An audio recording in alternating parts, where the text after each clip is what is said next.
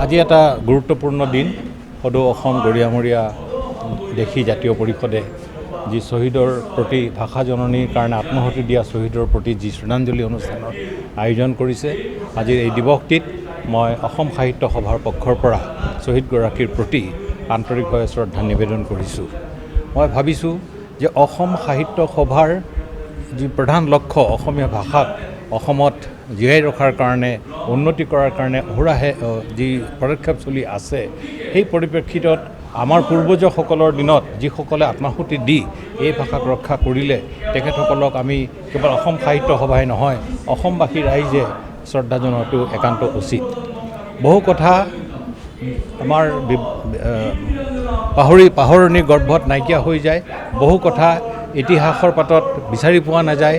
তেনেকুৱা বিষয়বিলাকক গৱেষণাৰ মাধ্যমেৰে সৈতে যেতিয়া উদ্ভাসিত হয়, যেতিয়া নৱপ্ৰজন্মই সেই বিষয়বিলাক জানে বা জানিব পৰা হয়, তেতিয়া কিন্তু সেইসকলৰ প্ৰতি শ্ৰদ্ধা জনোৱাটো উচিত বুলি মই ভাবোঁ। আজি তেনে এটা বিষয়ে হৈছে যে যিজন শ্বহীদে 1960 চনৰ 6 জুলাই দিনাখন ইহলীলা সম্বৰণ কৰিছিল, তেখেতৰ বিষয়ে বিশেষভাৱে জনাজনি হোৱা নাছিল, কিন্তু এতিয়া ক্ৰমান্বয়ে এই বিষয়বিলাক উদ্ভাসিত হৈ আহিছে।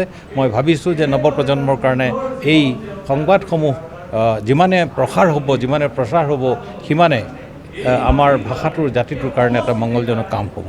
স্মৃতি চন্দ্ৰ আপোনালোকে জানে অসমৰ ভাষা আন্দোলনত প্ৰথম কটনৰ হোষ্টেলত ৰঞ্জিত বৰপূজাৰীক 1960 চনৰ 4 জুলাইত হত্যা কৰা হৈছিলে।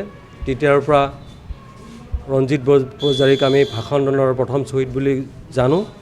ইয়াৰ লগে লগে সেই ৰঞ্জিত বৰপূজাৰীক হত্যাৰ প্ৰতিবাদত নগাঁৱত যি সমদল ওলোৱা হৈছিলে, 6 জুলাইত মফিজুদ্দিন আহমেদ কিশোৰজনক ইয়াতে দুৰ্বৃত্তই গুলীয়াই হত্যা কৰিছিলে।